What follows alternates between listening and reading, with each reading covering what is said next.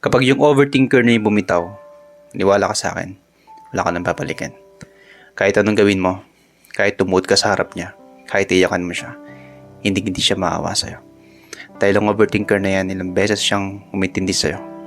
Ilang beses siyang nabigay ng chance at hinayaan ka niya magbago.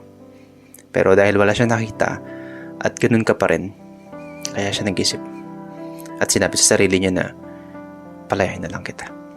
Na kahit mahal ka niya, dahil overthinker siya, lahat may hangganan. Yung pagtitiis niya, yung pag-overthink niya, ay tinanggap niya na lang na wala na mapapala yung pagsaselos niya at tamang hinala sa'yo. Ganun talaga. Kapag yung tao ay nakapag-isip na naiwan ka, kahit anong gawin mo, hindi mo siya mapipilit ulit.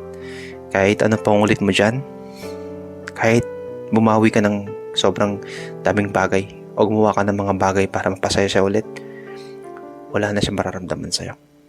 At malabo na yung chance na magkaroon siya ng konting feeling sa'yo.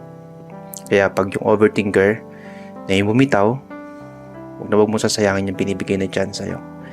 Dahil yung pasensya nila mahaba, pero yung pagmamahal nila naglalaho.